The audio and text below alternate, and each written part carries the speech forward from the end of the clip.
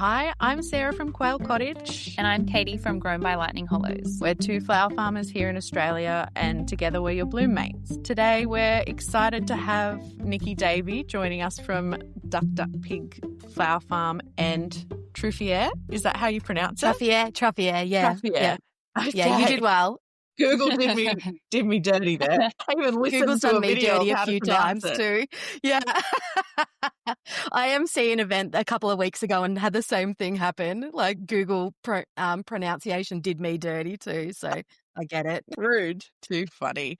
So welcome. You're also one of the co-founders of Grown Not Flown and author of The Pie Gets Bigger, Complimenters over Competitors. So you obviously have your fingers in a lot of pies. A lot of different pies, yeah. Yes, pun intended. Can you tell us a bit about your background and how you got to this point?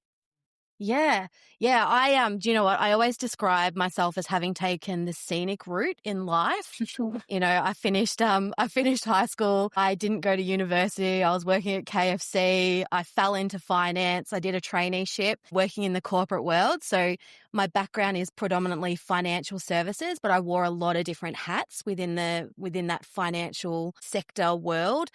Yeah. And sort of eventually fell into kind of like projects type sort of work as well. And then when I was feeling a little burned out from the financial services space, I took a little bit of a sabbatical. I always was really kind of self-conscious being in the corporate world about not having an undergraduate. And it was something that was probably held against me quite a few times as my career progressed. And so I went back I went to school and I did a double master's. I was able to kind of go in at that master's level, and I did my MBA and a master's in analytics management because I am a massive data geek, the same as you, Sarah. And then from there, I sort of went into health services, worked for Bupa. And this is where probably there was a little bit of a synchronicity that happened with the world, because that was also around, or the universe rather, but that was also around the same time that we kind of kicked off Grown Not Flown. And so I went in there as a senior digital consultant, and then they moved me in as the product owner. So I learned how to be a product manager, product owner at the same time that we were building Grown Not Flown. So the actual app as well. But yeah, That's right. So that's kind of like the corporate-y sort of side of things. And then in parallel to that, back in 2019, as part of sort of succession planning, so my parents could retire, made the decision that we wanted to keep the farm as a family, falling all over my words. And so as part of that, it meant that myself, my older sister Tony, and my partner Sam, we created Duck Pig. And one of the first things that we did was we knew we wanted to revegetate, regenerate the land, but we also wanted to work with the property in a way. My parents had never really had any farm management plan. They'd sort of, you know, that industrial farming revolution always kind of like over-farmed it. So the farm was in pretty terrible farm condition. originally? They had cattle, but they had, so we always say small scale beef cattle, but it's really, they'd always sort of treated it as a hobby farm. So when I say there was no farm management plan or anything like that, literally the cows were allowed to go wherever they wanted, and they had way too many stock for how big the property was. They occasionally would have some crops when weather permitted, but we don't have the most arable sort of land where we are as well. Yeah. So not all of it's like very usable. And so we were really kind of limited. And so the first thing we did was look at what grows in terrible soil, and we found truffles, and we wanted something, because we all worked full time and in our corporate worlds. And so we wanted something that was going to be medium to long term, and truffles are definitely that. You know, it was sort of 2 years of soil work, and then the trees go in the ground, and it's another 3 to 5 years before they start to produce, and then they don't hit maturity until around 10 to 15 years. And so it was a very long term sort of plan for us. Yeah. So we had our first harvest though this year, which was really, really exciting. Wow, that must be so exciting. wow. Yeah. So when did you plant them? We planted them, it must have been in sort of around 2020 or 2021 as well. Must have been around, yeah. And it was kind of like we started with the truffles. We started on the truffle journey. And then when we were doing that, we looked to we always knew we wanted to diversify the farm and have as many different sort of revenue streams as we could. One of the perks, I guess, of being a small scale producer is that it's really hard to be profitable if you're just doing one thing. And also just all the risk around if something goes wrong, how are you actually going to sustain yourself and pay your bills and all those sorts of things. And so it was really, really important for us. And it was suggested that we look at wildflowers, natives and wildflowers, because they also don't like particularly great soil, and they can, they can be really sort of very tolerant to the heat and to dry climates. And we live in a food bowl where we're located, so we don't have any water rights, which means that we're not allowed to use any of our dam water or anything like that for commercial purposes. And so any water that we use has to either be collected in tanks or be trucked in. So we're allowed to collect water that comes in, that falls on roofs. So we have, I think, like I'm going to get these numbers wrong. It's like 220,000 or 150,000 tanks, plus a bunch of other tanks all around the farm that we capture as much water as we can. Yeah.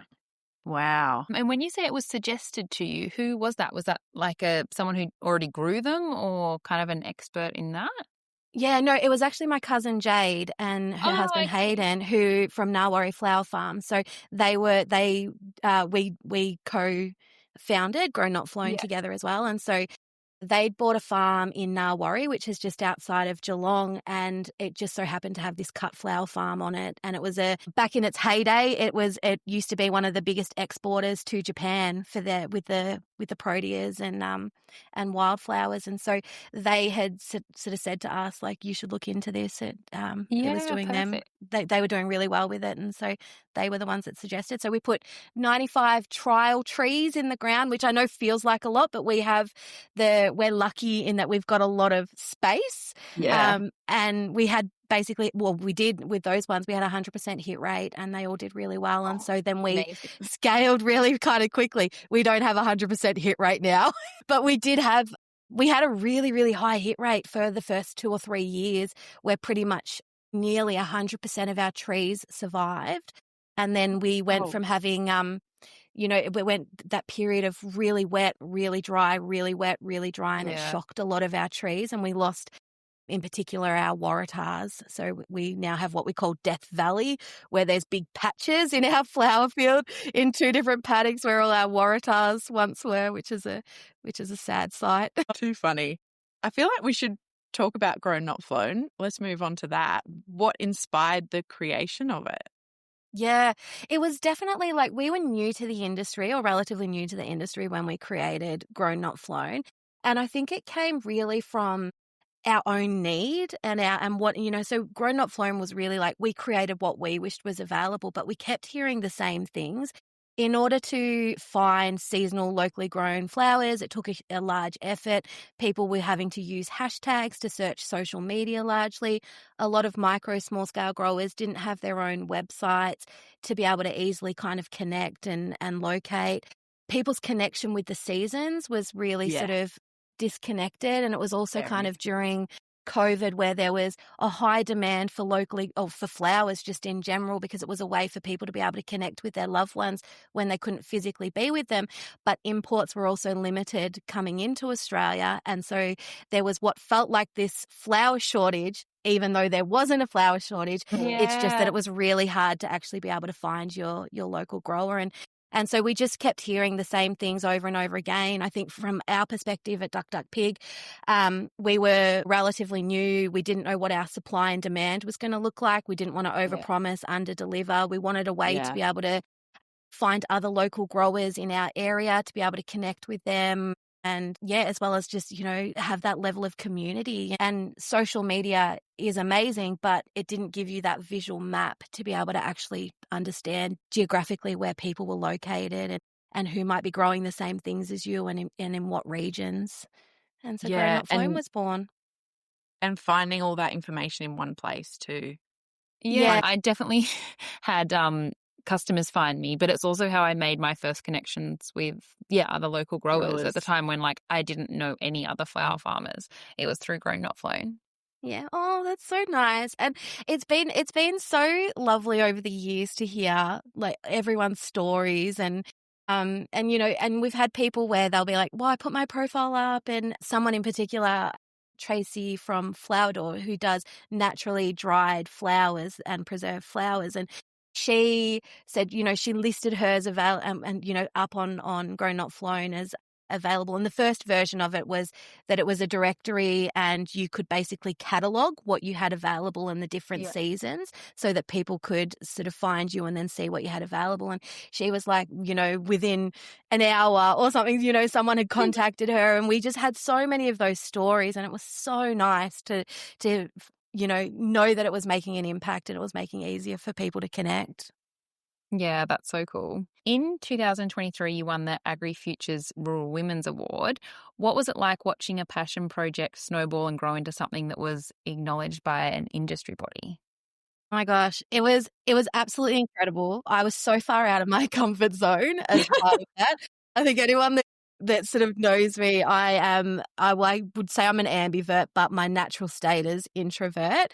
And so it was really, really uncomfortable for me to kind of like put myself out there like that. It's given me some amazing sort of skills, but I think even just for the flower industry to be recognized, right, and to be platformed and to be able to start to have those conversations around locally grown or all the benefits of supporting, micro, small scale growers and your local farmers and what it is that they're doing. And I think someone like myself, I was completely oblivious before joining the flower industry about, all the different statistics. And I know that there's a few different numbers that kind of knock around, but based on the research that we did, it was around 50% of flowers are imported. They go through, really strict biosecurity rules when they're coming into Australia. I think another fun fact is that Australian owned doesn't mean Australian grown. And one of the largest growers in Australia is, they're listed on the ASX now as well, but the majority of their farms are located overseas, and they hold all the big contracts with the big chain supermarkets and service stations. And they're proactively pushing that demand for supermarket flowers. And so it gave me a platform to be able to talk about these challenges and these really nuanced and difficult conversations that we need to have, but mostly just to raise awareness for the flower community and why we should support our micro and small scale growers. Yeah, that's so amazing. I think, lots of us are very grateful for you being out there promoting information, being a face for it. Yeah, thank you. And it was really it was hard because Grown Not Flown was never meant to be a voice of the industry. We never wanted to be a voice of the industry. We always wanted to be a support tool. And that's why, I'd rather be hidden in a back room, a dark room, sort of working on my computer rather than sort of standing up in front of people. But it's been a really, I guess, great skill for me to be able to learn is to have that conversation and share that story, because that's the way that, consumers vote with their feet, and when they become aware, they make change. Yeah. And so it's a great way for that to see that change in the industry happen. Yeah. So you guys decided to retire the platform this year. I can't imagine that was an easy decision. How are you feeling about it now? And has it given you room to explore other things? Yeah, it was such a difficult decision, and it was heartbreaking. It was a heartbreaking decision to sort of make, but we felt like there was a lot of things that were kind of like happening in parallel that sort of contributed to the decision being made. But Grown Not Flown became this absolute beast, and people really probably did. and we had 7,500 users, over 2,000 farmers in 37 different countries, and so all of a sudden, like, the fun stuff becomes about dealing with different jurisdictions, different data laws, different rules and regulations. And it's also really kind of like expensive and takes a lot of resources to actually be able to maintain a platform that big. And I had to leave my corporate role because it did become so big. And so I went without a wage for sort of like 2.5 years while we were working on that. And it just, that's not sustainable, right? But we did so many cool things, like even with the education platform, like the education platform that we built, like it was paying for the running of the platform, and we were able to employ a lot of people within the industry to be able to come in and run masterclasses and do those things. And it was really, really cool. But we were kind of at this kind of intersection where we needed to be like, this is bigger than us. And I think that from what Grown Not Flown started as, the industry has matured a lot since then. And it's kind of like ready for that next phase.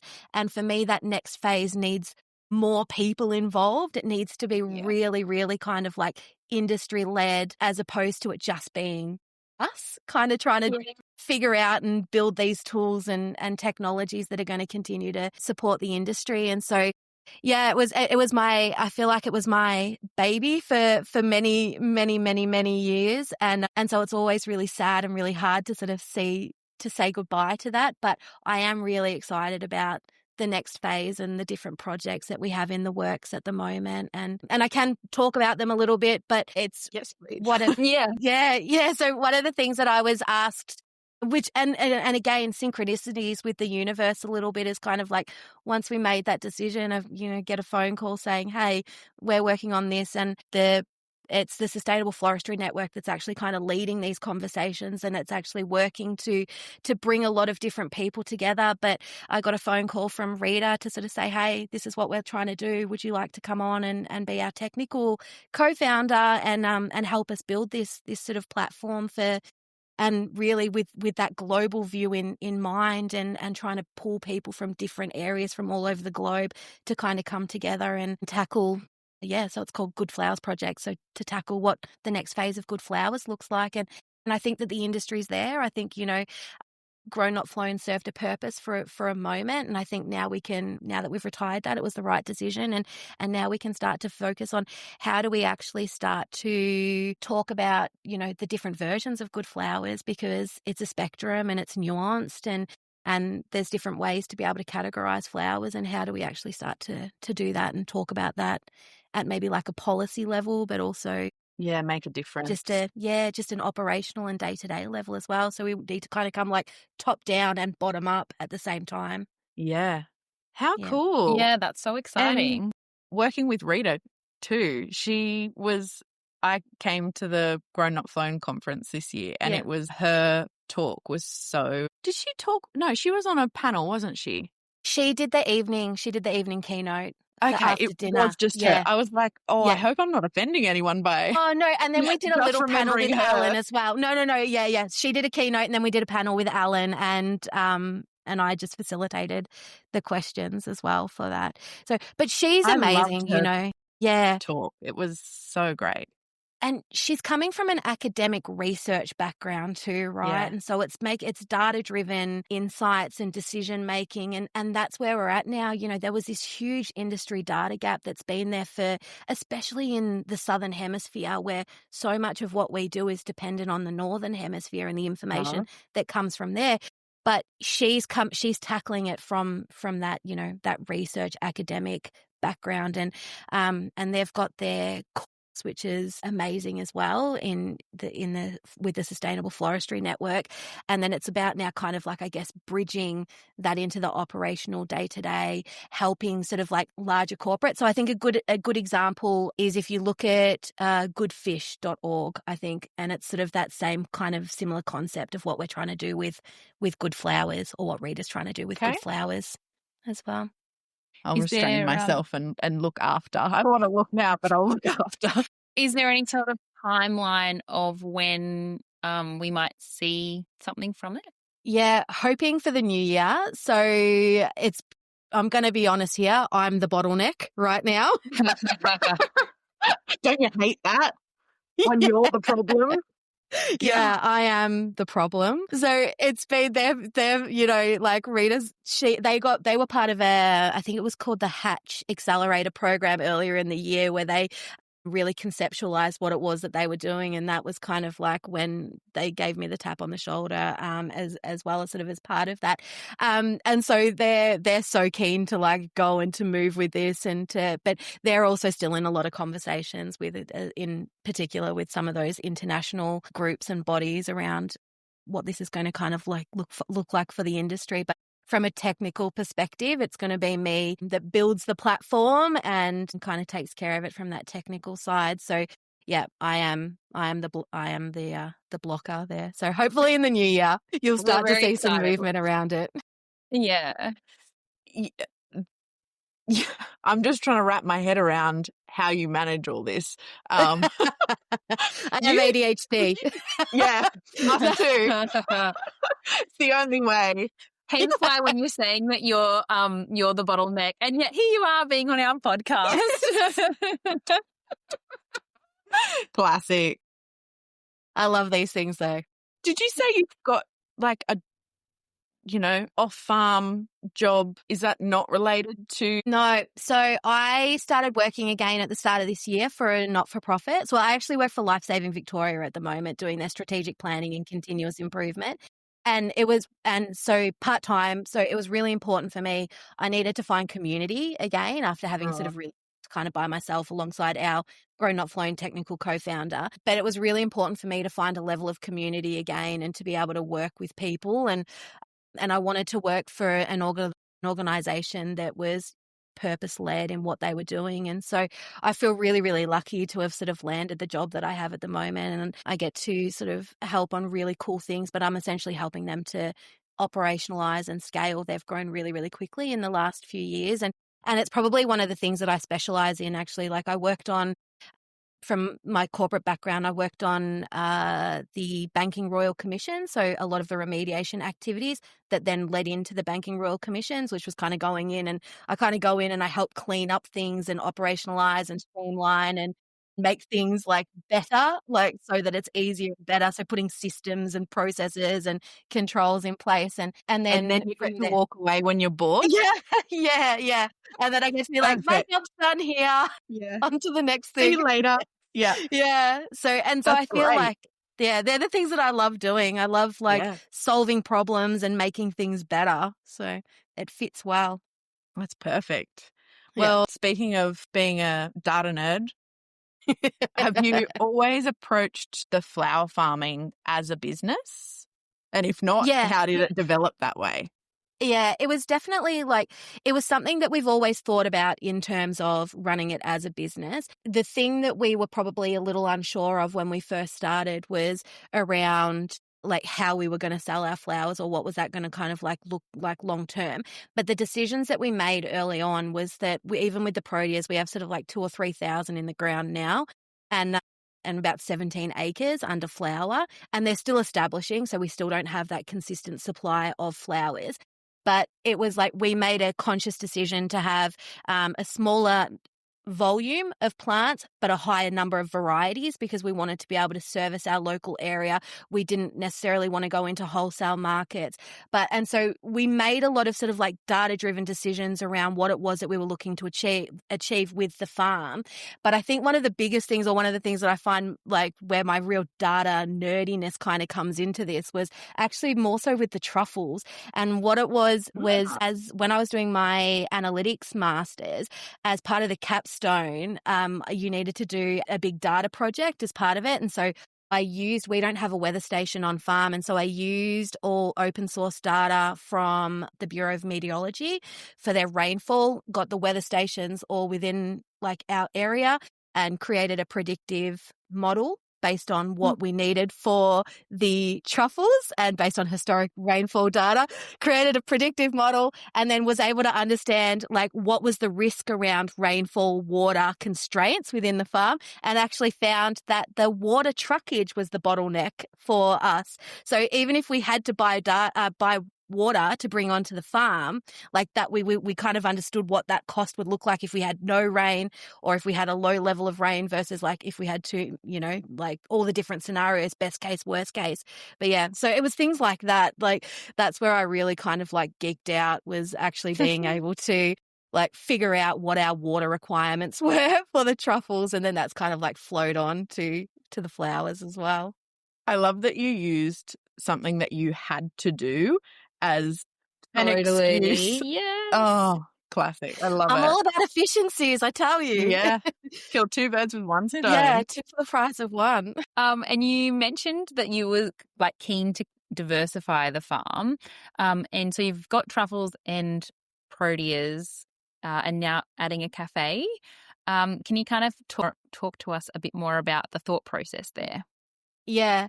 Do you know, it's really funny because Sam, my partner, always says you either, like, one of the pieces of advice that he was given really early on was that you either farm produce or you farm people, and there's a lot more money in farming people. And Yeah. so we also understood that from, like, the business perspective as well. And you'll see it a lot with flower farmers as well. They diversify into doing workshops and running different on-farm events for people to come and enjoy the flowers. And it's the same concept. They're farming people as a way to diversify their revenue streams. And we are so fortunate with where we are located, where, you know, we're considered rural, but we're only actually about 50 minutes from Melbourne. And we have two big peaks or two big hills on our property, which you can actually see Melbourne skyline from them. What? On one of them. Yeah. Maybe when you're at the conference, I should have taken everyone up there to see it, but we affectionately call it sort of Duck Peak. And so we've got these really, really beautiful views, and we've got these really, really beautiful bird life. So we've got wedge-tailed eagles, and we actually have the rare swift parrot as well, which is like lives in and around our farm as well. And so we knew that there was this opportunity to do agritourism within our property. We also knew that we were going to be one of the closest truffle farms in the west from Melbourne. And we also live in this triangle where it's kind of like you've got Melbourne, Ballarat and Geelong, which are all some of the largest cities in Victoria, and we're bang in the middle of all three of those. So the opportunity for agritourism was massive, and we knew that. And then it was a decision around, like, well, do we want to do Airbnbs and have people, but no, not really, like, not at this stage, because you can't control where people go. The truffles need, you know, biosecurity, a lot of biosecurity considerations as part of them. The flowers as well, but probably they're a little bit more hardy than the truffles. And so we started to sort of think about all these different options and what we were going to do. And so we always knew we wanted to have some level of an event center on the farm. And then it was just, again, the universe in some weird way. We were kind of like, I found on our Facebook Marketplace that there was these 240-foot converted cafe containers and a marquee that were for sale in Gisborne, which is not that far from here. And we went down to have a look at it, and I think the guy just liked our story, and so he sold them to us at a really, really, like, crazy cheap, incredible price. And No so way. it was so amazing. And we went to look at the containers, and then we were just like, hey, what are you doing with that marquee? And they were like, yeah, we're trying to sell that separately. And he ended up selling us everything, including a kegerator, which is awesome. Yes. Yeah. When you say marquee, No. what do you mean? Like, it's a big clear marquee. I think it's like 15 meters by 7 meters, or like, so, you know, just when you go to, like, when people have marquee weddings or anything like that, you know, those pop-up ones that you can pop up. Yeah, but nice. we'll put it in so it sits sort of permanently. And yeah, and so he sold us everything for less than what the two containers were listed for sale for. So That's so good. yeah, That's so we got amazing. them. Yeah, and we got them to the farm, and then they kind of sat there. Well, the marquee's in storage, so it doesn't get damaged. But they sat there for 12 months. We cut a site where we wanted everything to go. We ran out of money.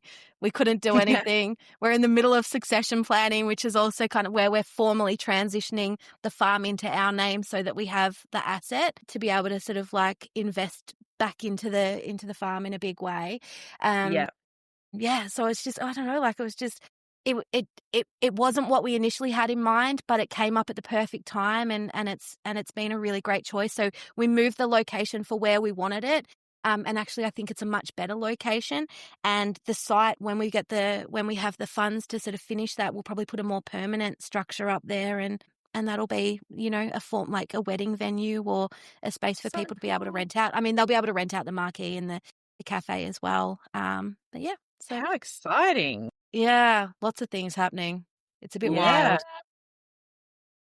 How do you and Sam balance all of this with your, like, creative projects and With everything work? else. Yeah. So Sam's full-time on the farm now, which is really, really exciting. Unreal.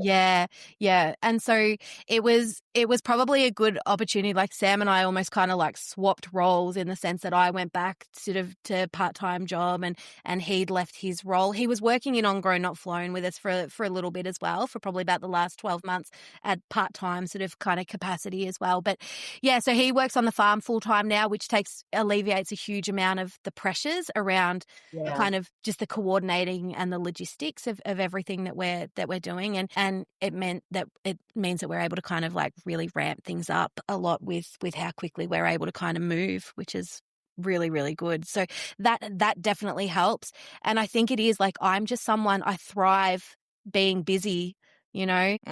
I'm at my most destructive when I don't have enough things to do. Yeah.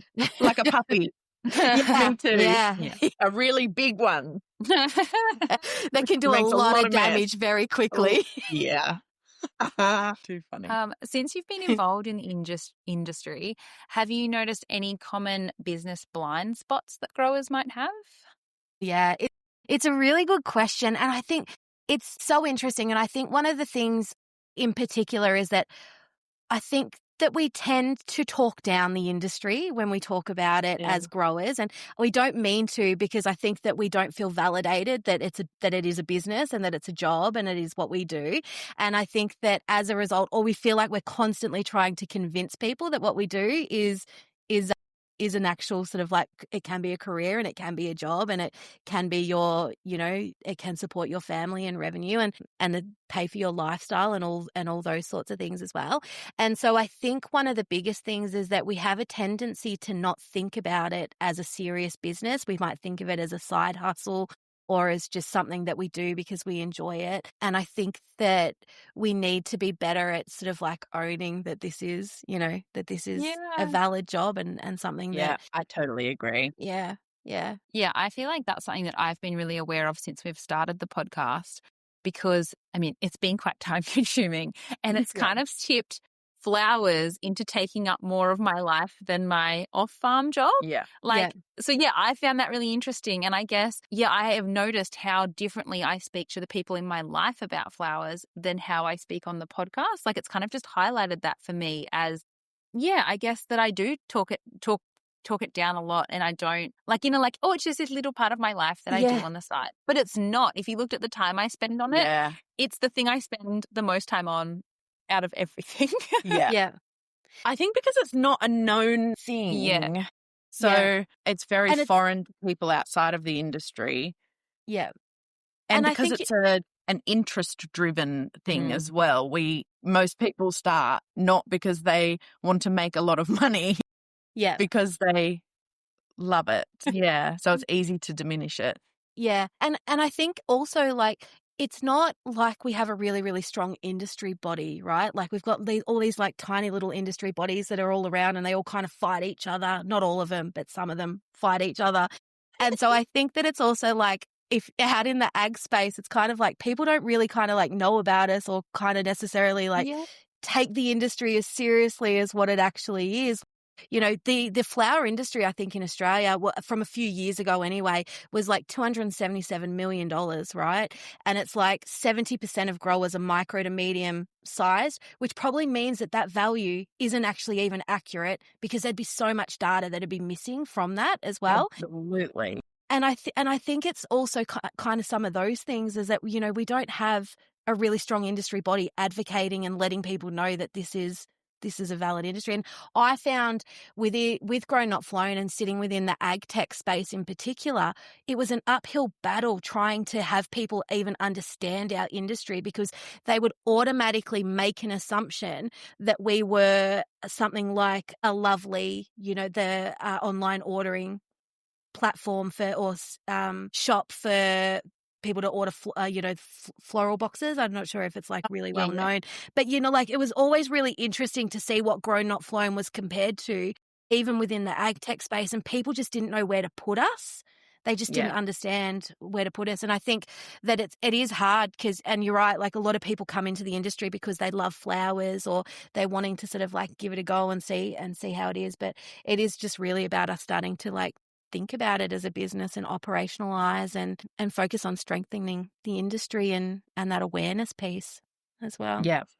So you mentioned earlier that the industry has grown a lot since you first started. What changes have you seen? Definitely the level of maturity, I think, as well. I feel like we were kind of in this wave of a lot of new growers coming into the industry at the same time.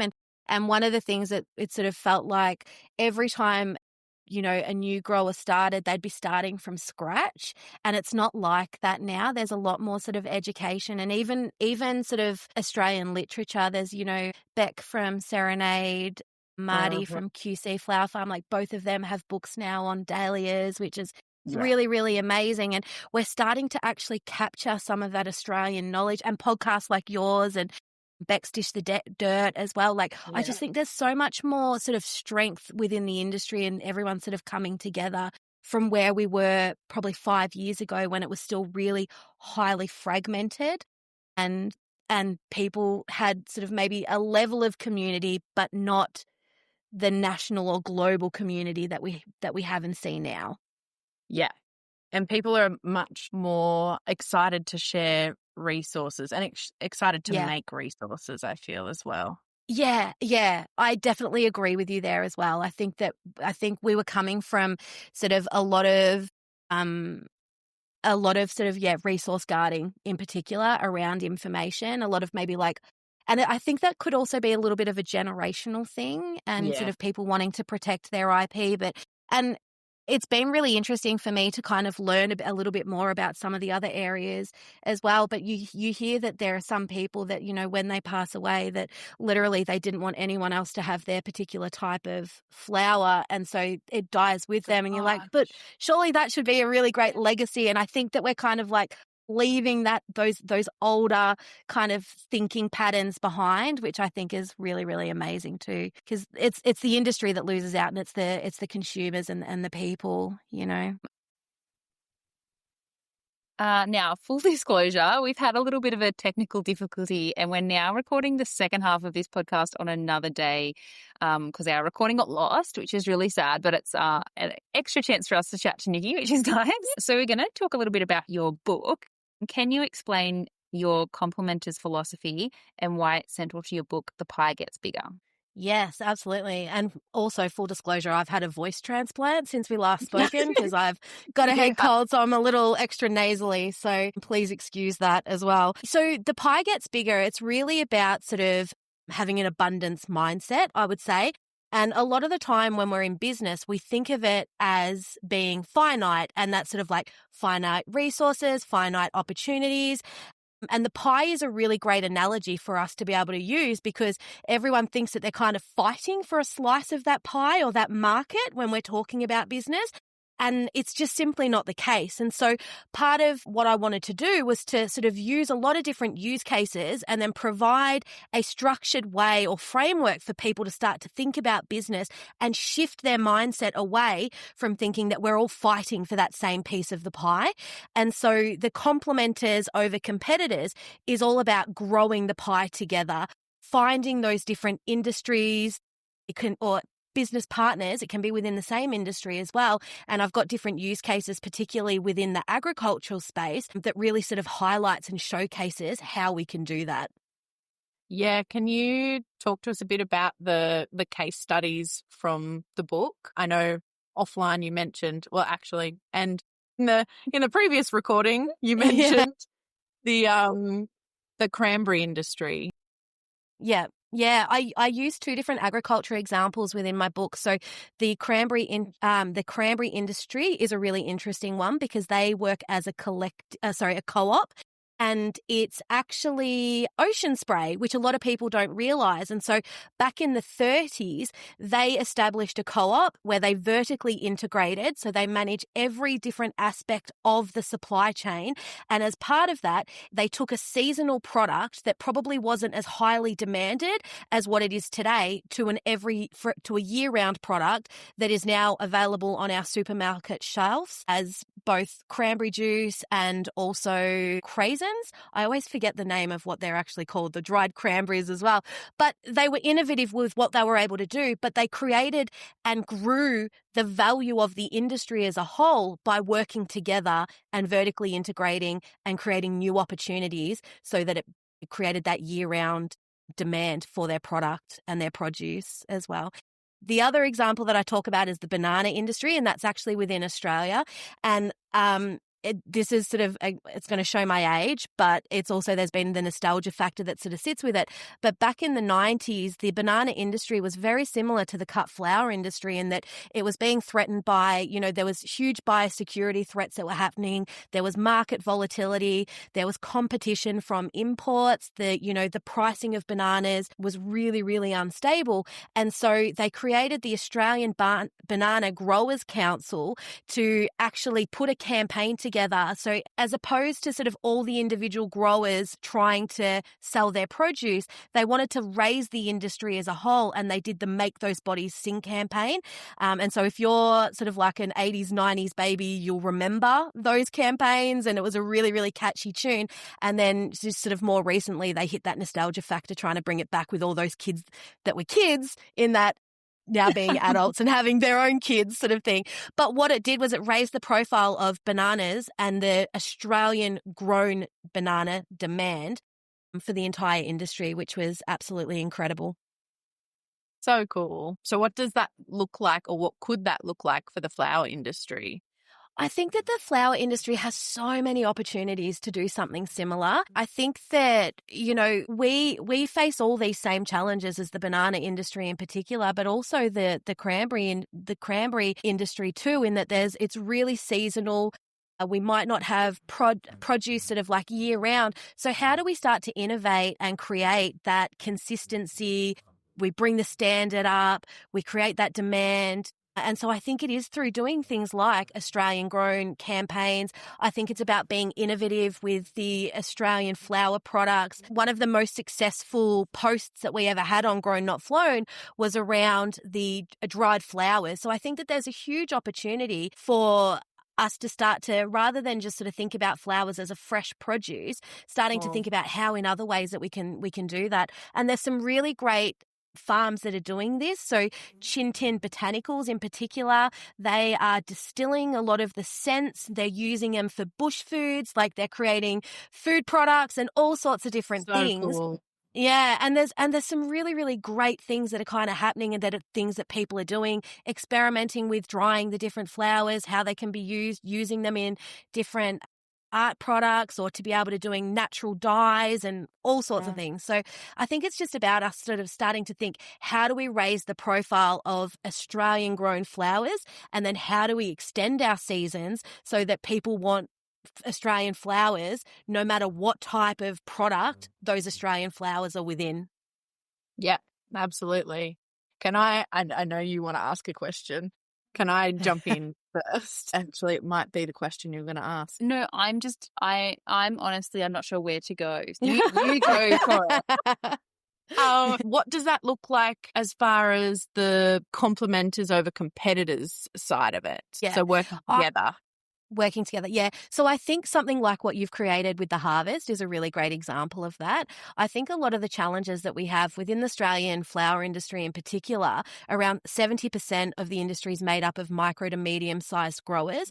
And a lot of the time that means that they don't have access to traditional markets the same way that they would if they were growing commercially. And so it's about how do we kind of like create these hubs where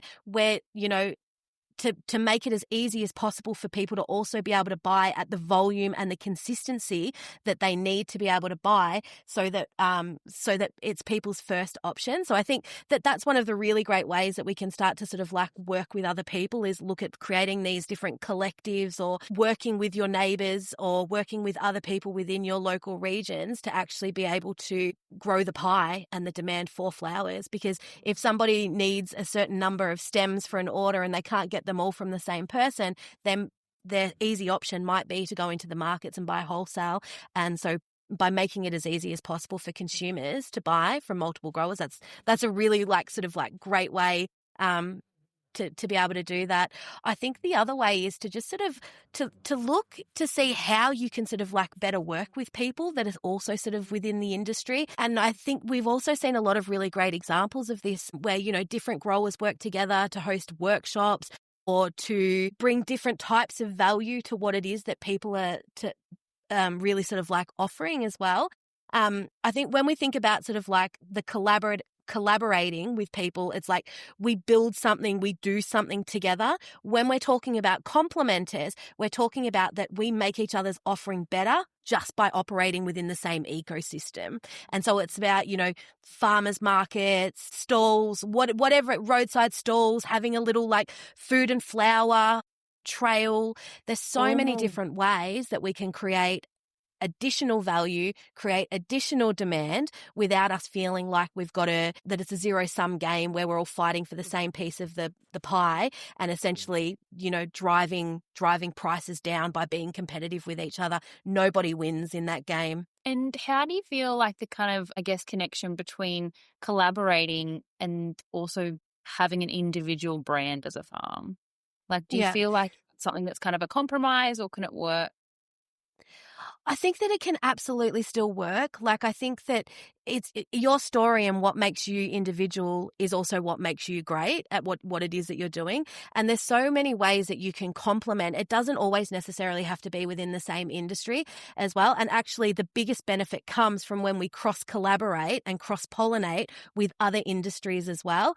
And so I talk about another couple of big cases or big business cases that sort of sit out there, because the reality of it is big businesses do this all the time and they're not diluting their brand, but you've got to be really very aware of who it is that you're collaborating and you're partnering with as to ensure that you're not going to dilute your brand or do brand damage or reputational damage as part of it. But one of the big examples is Starbucks and Barnes & Noble. So they work together. So they put Starbucks stores inside Barnes & Noble bookstores. Now, each one of those on their own could have gone and entered into the other one's market. It's just that they saw the value in having the specialists and then utilizing each other's audiences and community to bring them into their own spaces where they probably wouldn't necessarily normally visit as well. So each of them still have absolutely their brand identities, whether you kind of agree with their ethics or not. Outside of that, but big businesses do this all the time. And so you can absolutely hold on to that individuality as part of it, whilst also growing the value, building new opportunities or creating new opportunities. Okay, we're back after another technical difficulty. Where were we? What are some small practical ways that growers can start collaborating? Like, who were you just talking about? Oh, Starbucks and Barnes & Noble. Barnes & Noble, yeah. I think the first thing is to sort of recognize that it can be really scary to be asking others to be able to collaborate or to work on anything like that. And so even getting outside your comfort zone to even be able to kind of like start approaching anybody can be a little bit terrifying, especially if you're an introvert. And I think especially within the flower growing community, I think a lot of us do resonate with being a little bit more introverted and stuff like that as well. So I think that some like small practical ways that growers can do that is to just look in your existing network or your friends of friends.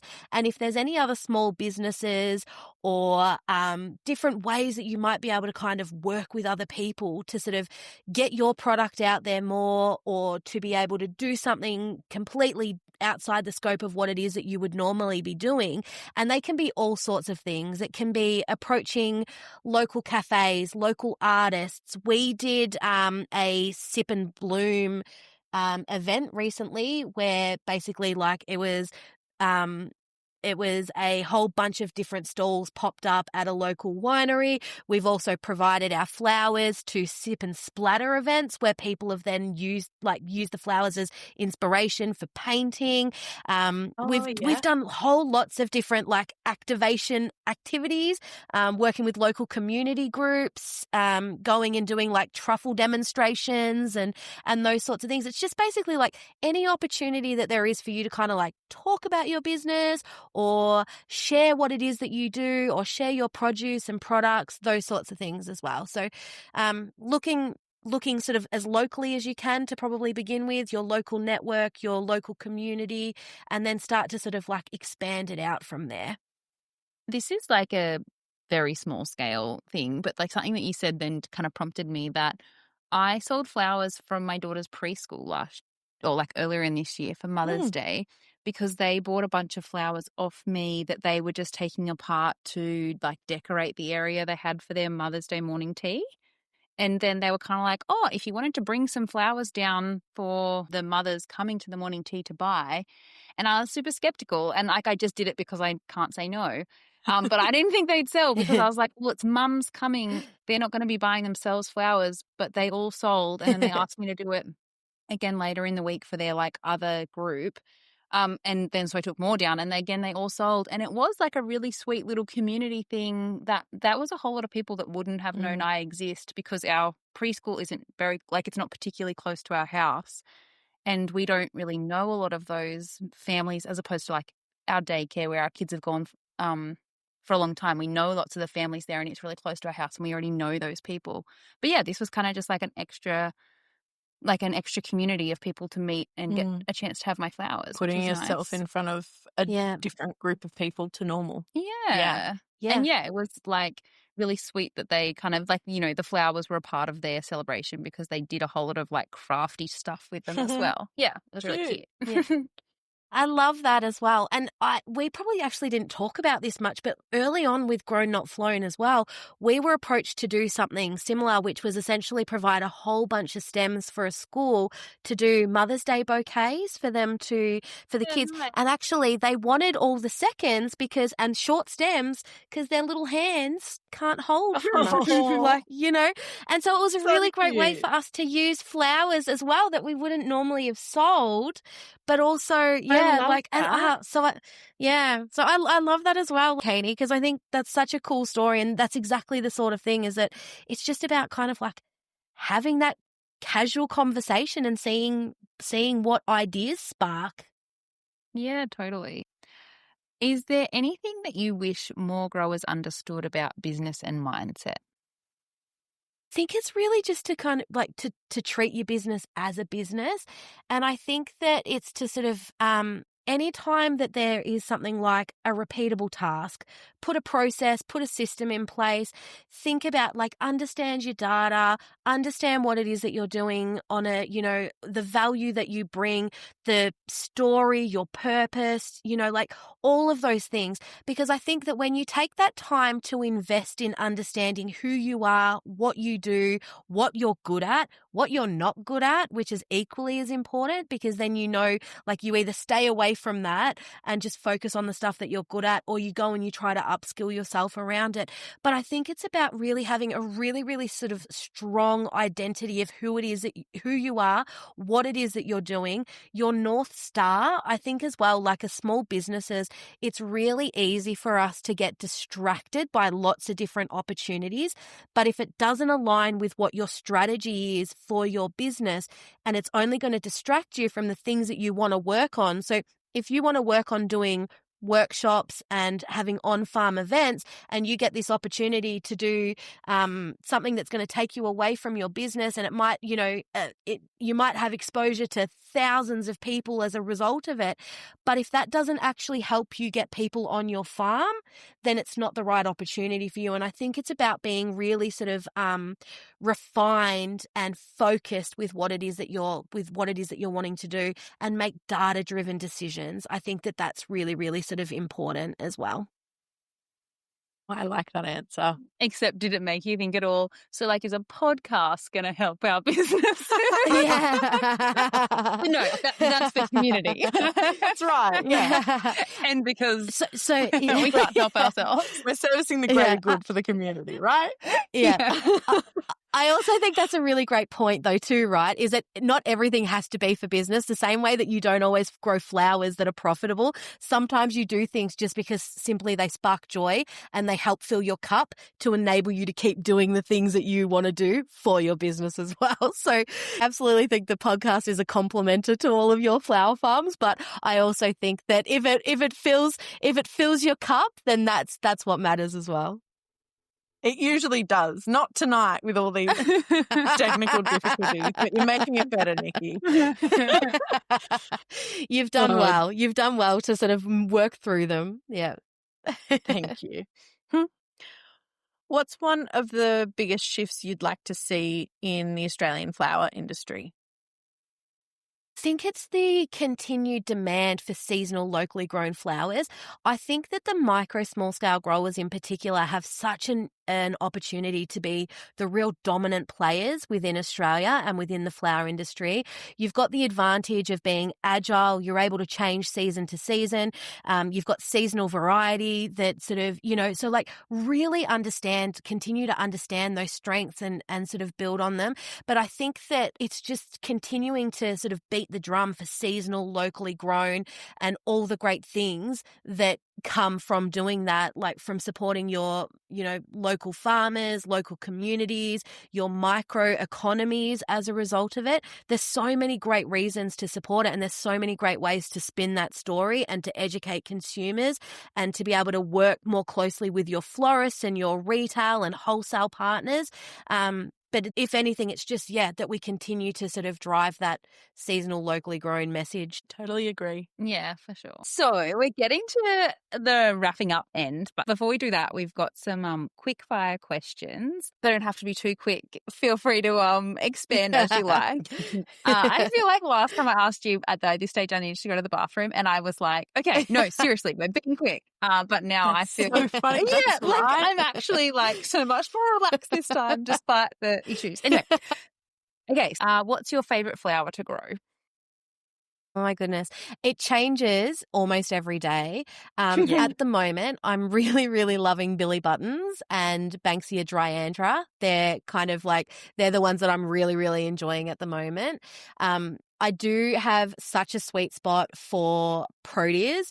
I love dahlias, but I don't have the patience or the will to grow dahlias on a commercial scale. So I only ever grow those for myself. But I have to say, I have not divided the tubers because, the rules of multiplying under the ground has just like overwhelmed me this year. And so they're still sitting in the shed waiting to be divided. I don't know whether they'll get done. But at the moment, loving Billy Buttons and loving the Dryandra Banksia.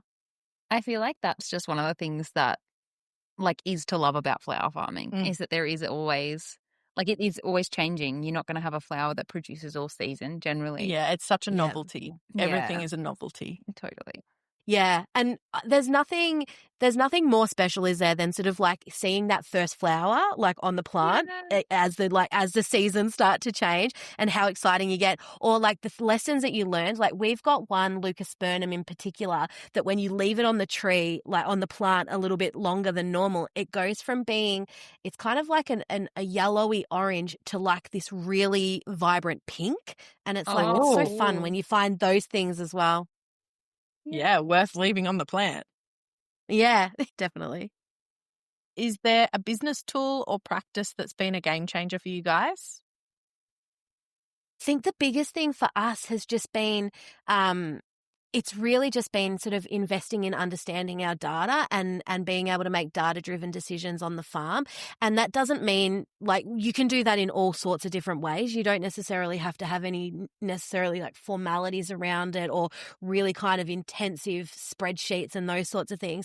But it's really been helpful for us to be able to kind of take stock and look at what it is that we're doing, where we kind of see the most amount of value in where our time is going to be spent, or having those diversified revenue streams so that we can be able to just sort of, the longevity of the farm, the security of the farm, those sorts of things. But that all comes from actually understanding the day-to-days and, what does good look like? What does bad look like? What are our financial implications if things go bad? What are the risks if we don't have enough water? What happens if we don't have any money in the bank? What levers do we have to pull? And so I think that that's all about sort of collecting that data and then being able to make those data-driven decisions. I think one of the things that I just recently kind of invested in as well, which we use the system monday.com. I don't know whether either of you have kind of heard of it. It's just like a really good tool to be able to have like all of your task management. You can put automations and workflows and those sorts of things into it, but it just helps you to categorize and manage those different tasks that need to happen in a really easy way. And I've started doing that because social media used to overwhelm me so much. And actually, like, I just drop in all my content ideas as they pop in, and it's just taken such a stress off my brain to have to like not kind of constantly have those to-do lists as well. So it's just finding the right tools that actually are going to support your business as well. Yeah, absolutely. I mean, we're not asking me questions, but can I jump in with my yeah, my for sure. data collection? Because I sat here being like, yeah, I don't do any of this. One of the things I'm obsessed with currently is timing myself doing tasks. And I love that.